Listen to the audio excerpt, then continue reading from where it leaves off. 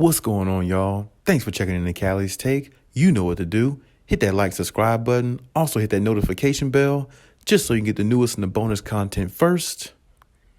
But hey, let's just go ahead and jump right in. At this point, the Lakers are definitely looking at the Clippers situation, and the reports are out now about John Wall with the buyout from Houston going straight to the Clippers. And Woj reports it. So, when Adrian Wojnarowski reports something, you can usually take it to the bank. So, with that being said, that's huge news for the Clippers. Good news for a lot of, Clippers fans and everything like that. But as for the Lakers, the Lakers got the feel, or the Lakers are desperate now. They're either desperate or they really, really feel desperate right now, because it's almost as if it's a must they sign Kyrie Irving, probably in most Laker fans' minds, simply because if the Clippers got a player like John Wall, who we haven't seen play in a couple years, or really play at a high level in a few years, I should say, and somebody with that type of potential who can give you 19 points and 9 assists a game, which is, I think, his career average. I think it's 19 and 9, I believe. But if you got somebody like that can give you 19 and 9 a game, easily, that changed the dynamic of the situation a whole lot in LA, because now the Clippers are going into their new arena, the Intuit Dome, and they're going in there with the thought process of having a new toy in John Wall, that's a piece that they needed in the point guard position. And if he does play well, if he does find a way to build chemistry with that team, and he's really a fit, the Lakers got a problem, because you couldn't beat the Clippers last year, no games, without Kawhi Leonard. They literally beat the Lakers every single game last year without Kawhi Leonard. Now you're adding, and in a couple of those games, they didn't have Paul George, from what I remember.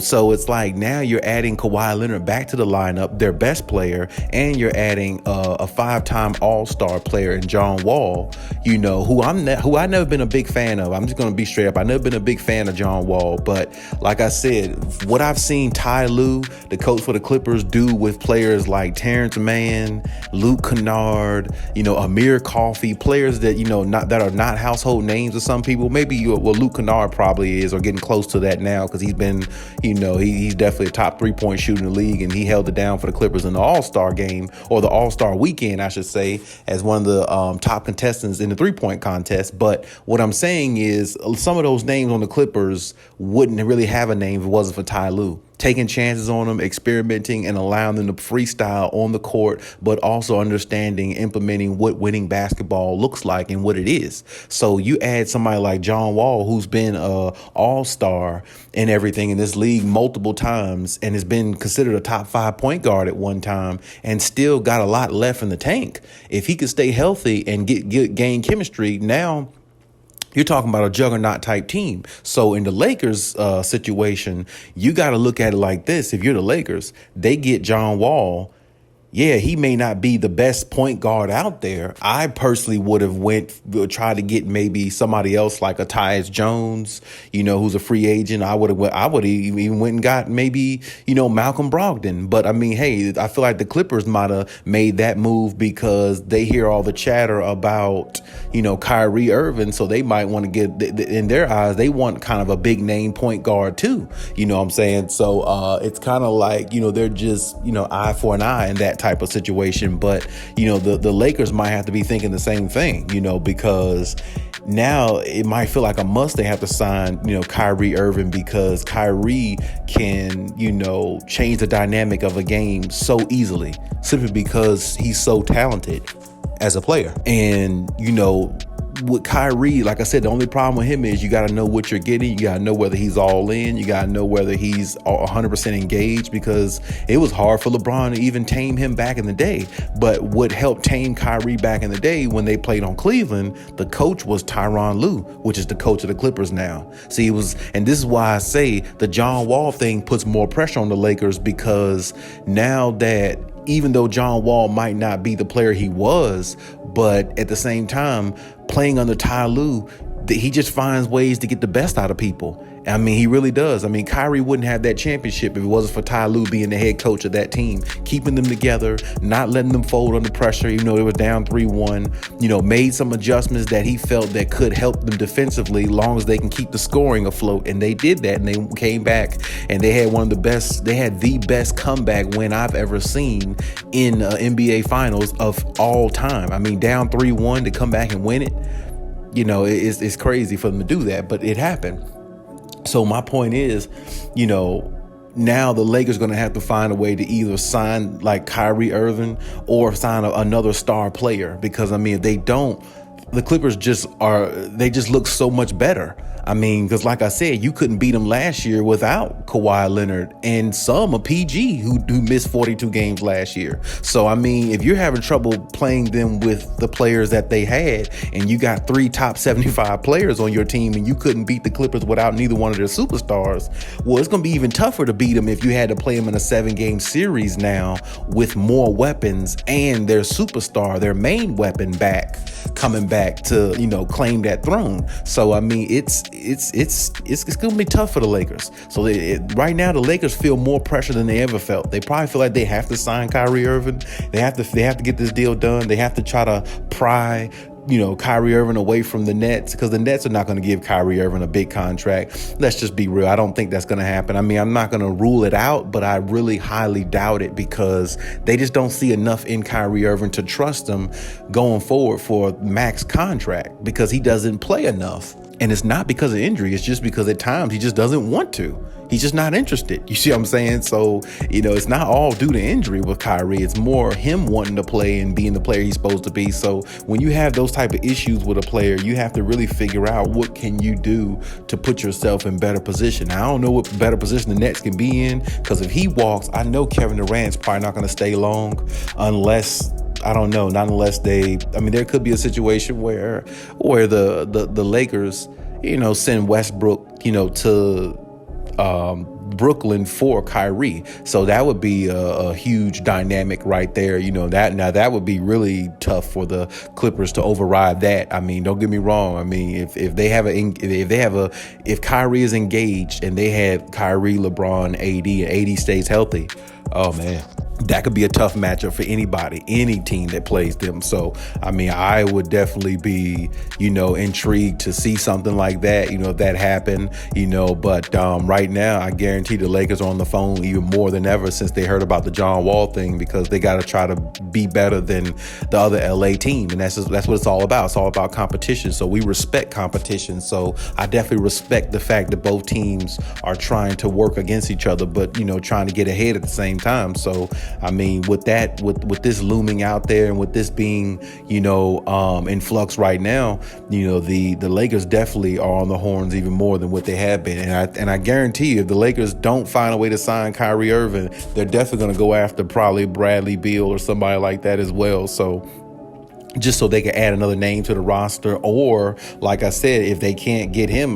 technically it doesn't matter. They still got they technically already have a big 3, and that's the crazy thing about the Lakers. You have 3 top 75 players. You have a big 3, and you're looking to go find somebody else to make a big 3 to get rid of one of your big 3. You already have a big 3 on the team, so why go elsewhere and try to find something else? Kyrie is probably more of a headache than Russell Westbrook, because Russell Westbrook just can't figure out his way with the team. Kyrie Irving wants everything his way when he's on a team. He wants to be the guy. He wants to run the organization, and he wants everybody to go his way. And that's the problem with Kyrie. He wants everything his way so much, he gets in his own way at times when it comes to playing at a supremely high level and playing consistent, because he's so fixed on everything else besides basketball. I feel like he's not 100% locked in. And when a player is not 100% locked in, what do you have? You have a disgruntled locker room. You have players that, don't want to play hard because they see the superstars taking games off, not playing hard, not really caring, things like that. A lot of players have been victimized of that. Not just Kyrie, but Kyrie does it to the highest degree possible. You see what I'm saying? So, it's one thing, we criticize, a lot of people criticize a player like Kawhi, who took time off for load management, who really has knee issues. But You know, you look at somebody like Kyrie taking games off to go find, you know, his ancestors and why the earth is flat, and going to find some, you know, theoretic type, you know, scientific, you know, journey or something like that Kyrie be going on, and all this other stuff Kyrie does. I mean, you know, you got to criticize a player like him too. So my thing is, you know, the Lakers, I know they want to sign Kyrie more than ever now because of what the Clippers are doing. But the Lakers really got to be smart, because you don't want to get rid of a player and get something worse. Because like I said, Kyrie really could be worse than what Russell Westbrook is, because Russell Westbrook just can't find his footing with the Lakers. He just can't find his stride. He can't figure out how to fit with the team. If he figures out how to fit and maybe knock down the jump shot a little bit more, I mean, this team would be way better than what they were last year. Way better. And see, when you look at that in its entirety, one thing about Westbrook you can count on: how many games did Westbrook miss last year? He only missed one game last year, all season. And the one game he did miss, I believe, or one or two games, I think it was a so-called back injury that he had, because they were just using an excuse not to play him, and he sat out a game so they can try to, you know, experiment with the lineup to see what they can do better to try to make the team better. So it was really more or less that situation, because he came back the very next game and he played like nothing was wrong with him. So like I said, one thing about Russell Westbrook, he's not going to cheat you. He does play every single night. He does give it everything he got. And he doesn't make excuses. He plays every single night, whether he plays horrible, whether he plays good, average. He plays every single night if possible, you know. So he's not known for missing games. And see, that's what I'm saying. When you have players like that who are not known for missing games and who go out there and give it everything they have, that goes a long way, rather than a player who's supremely talented or more talented, and a player like Kyrie who's liable to miss games and miss time and you know, go off on rants and disrupt locker rooms. Because Kyrie is good at disrupting the locker room. He's good at turning the locker room upside down. He's good at doing that. He's done it with Boston. He done it in Cleveland. You see what I'm saying? Like, everywhere he goes. I mean, look here what he's doing with Brooklyn. You see what I'm saying? Like, James Harden had to leave the team. So it's like, you know, when you look at the disruption and the non-chemistry and all that type stuff that Kyrie brings, is it really worth putting on your team? Is it really worth putting your team at that type of risk just for his talents? You have to ask yourself that, and that's the Lakers got to be wary of. And I know the Lakers are not thinking that right now, because they so pressured to sign him right now simply because of what the other LA team did in the Clippers by signing John Wall. They got to make a splash move, because the Clippers made a somewhat of a splash move. So it's, you know, to me, like I said, the Lakers better pre-calculate or calculate everything just right, because adding Kyrie could be a gift, or it could really be a curse. Because like I said, you know, he can disrupt the locker room and bring more drama to the Lakers than what they had before they got him. And he's one of those type players, and we all know that. So I mean, like I said, pick your poison in the situation. If you feel like, you know, of course you'll have an overall better player, I think, in Kyrie Irving than Russell Westbrook is now, because I would take, you know, Kyrie over Russ right now. Now, a few years ago, when Russ was, you know, on his throne up there in OKC playing at the high level he was, then of course I would take Russell Westbrook over him. But, you know, still, like now, based upon what I saw last year, I mean, I would probably take Kyrie slightly over Russ, you know what I'm saying? Plus Kyrie, I think, you know, of course Kyrie fits with LeBron better, simply because they played, you know, together before and won a championship. So, I mean, that plays a factor as well. But, like I said, I mean, hey, if they did get Kyrie and they got an engaged Kyrie, the Lakers would be in good hands. I could tell you that. If Kyrie plays the way he's supposed to, and if he signed up the Lakers, we gotta wait and see what happens there. But I know the pressure's on the Lakers right now, and I know they definitely want to do that sign and trade even more so.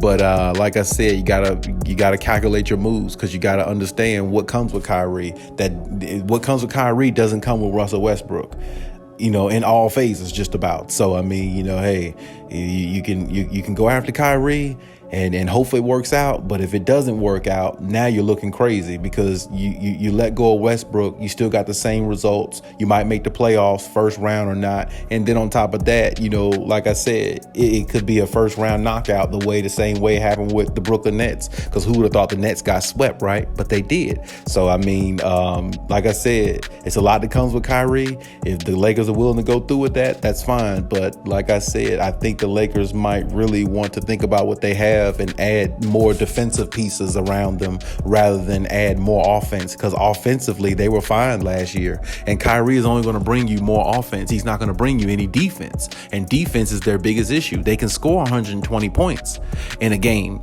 like I seen them score, but they gave up 126 to the Oklahoma City Thunder.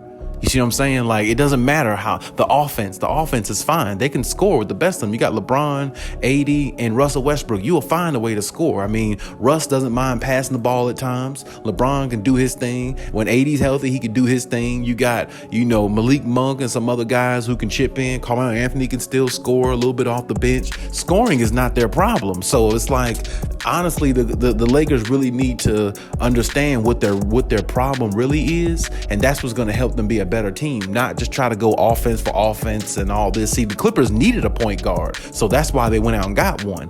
Everybody been saying the last 3-4 seasons their Achilles heel is a point guard. The same thing with the Boston Celtics, as we saw in the finals here. If Boston had a solidified point guard who can get everybody in their sets the way it's supposed to and run the offense and allow Jason Tatum to be off the ball along with Jaylen Brown, that'll make them more of a well-rounded, more of an effective team on offense, and their defense is top notch. They would have won the championship. So, I mean, that's my point. The Clippers went out and got what they needed. The Lakers are going out to just add more offense and, be a dynamic trio. But, I mean, you already have a big three. So, I mean, that didn't work out. So, I mean, maybe give it another year and see. I don't personally think they should keep Westbrook. I personally think they should look elsewhere, for Westbrook. I've been said that, but I don't think Kyrie is the answer either. So, I mean, to me, Kyrie Irving is definitely not the answer if you're trying to swap him for Russell Westbrook. I just don't see that, because like I said, I mean, pick your poison there, if you ask me. Either one is really not bettering your situation. I mean, Kyrie could, because Kyrie's more talented offensively, but as I said, they already have offense. They need defense to stop people. Kyrie has never been known to be a defensive stopper, so he's not going to be known to be one now. So, I mean, like I said, Lakers, they do what they want. Go ahead how they want to. But if they don't find more defensive pieces like that who can help on defense, their season is not going to be as good as people think, even if they get Kyrie Irving, unless Kyrie plays at a supremely high level and unless Kyrie is 100% locked in. Now, if you get that Kyrie, they'll definitely make the playoffs and be a better team than what they were last year. But we have to see. That remains to be seen. If they sign him, if they get him, if they trade Russell Westbrook, a lot got to happen. So let's just see how it pans out for him, and let's see, what happens. But hey, that's my take on everything. Leave any comments in the comment section. Check out my other videos if you haven't. And hey, Cali out.